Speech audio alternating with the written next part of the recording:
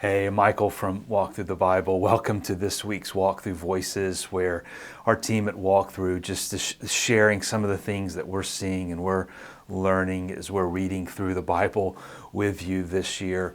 If you follow along in the Daily Walk reading schedule or listen to the Daily Walk podcast, you know that we're reading this week from Leviticus chapter 18 to Numbers chapter 12. Leviticus 18 to Numbers chapter 12. Maybe it's a good time to just sort of pause and go, okay, what's happening in the story of the people of God at this point from Leviticus into Numbers? Well, if we go all the way back to the beginning of the story in Genesis, in the first 11 chapters of Genesis, we have the creation accounts and the fall and sin entering into the world and the flood, in which God sort of begins again with Noah, the Tower of Babel and the scattering of people. And then in Genesis 12, God calls Abraham, that he would be the father of many nations and that God would gather a people from his descendants. And we have the stories of Abraham and Isaac and Jacob and Joseph. And Joseph, remember, is sold by his brothers.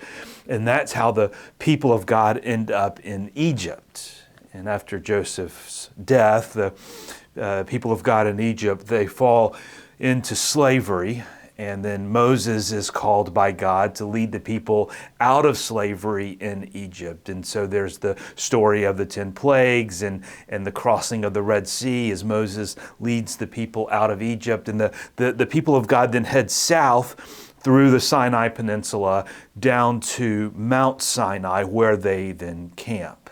Moses goes up, he receives the law. You've been reading that. Not only the 10 Commandments, but all of the ceremonial sacrificial system that we see in the book of Leviticus. And so for about a year, the people of God camp down in the plain and the valleys down at the base of Mount Sinai. They've been there for about a year. And in the course of this year, the full sacrificial ceremonial system of worship is instituted, is put in place. It's a whole cycle of the sacrificial system and feast that are put into place as the people prepare to leave Sinai on the way to the Promised Land. And we get to the book of Numbers and into chapters 9, 10, 11 of the book of Numbers. This cloud that's been over the tabernacle lifts, which is the sign that it's time to pack things up and head out towards the Promised Land. And that's what we begin to see taking place in the opening chapters of the book of Numbers. That's sort of what's been happening in the storyline so far. My wife and we have 3 boys, and anytime we go on a road trip, we know that the first 45 minutes or an hour of the trip with the kids in the back is just going to be rough. Like, it always starts rough. You know, there's he's looking at me and he's tell him to leave me alone, and are we there yet? And I have to use the bathroom. Like, the first 45 to 60 minutes of a trip is just hard. And then everybody sort of settles into the rhythm and it gets a little bit better. Well, Moses and the people of God, the cloud lifts off the tabernacle. They begin to set out, and the trip, the first 45 minutes, it's a rough start. The beginning of the journey doesn't go smooth, and already Moses is hearing from the back seat all the complaining, all the grumbling, and it's not good. And we learn in Numbers 11 that God hears the complaining and the grumbling, and it says that his anger is aroused and then quite literally burns among the camps of the people. And Moses begins to feel the weight of the people and their frustration and their disappointment and their complaining. And Moses is just beginning to feel all of the weight of that. And he comes to God, and it's a really interesting conversation that Moses has with God. In Numbers chapter 11, verse 10, Moses says this to God. Moses heard the people of every family wailing at the entrance to the tents. The Lord became exceedingly angry, and Moses was troubled. Verse 11, he asked the Lord, "Why have you brought this trouble on your servants?" What have I done to displease you that you would put the burden of all of these people on me? Verse 12, did I conceive all these people? Did I give them birth? Why do you call me to carry them in my arms as a nurse carries an infant to the land you promised on oath to your ancestors? And can't you feel Moses' frustration and the sense of being overwhelmed, and why do I have to carry the burden for all these people? It's too great, God. And there's a lot of ways that I think God could have responded to Moses' complaint there. But what God says to Moses is so intriguing. God responds back to Moses, and he says this, verse 16 of Numbers chapter 11.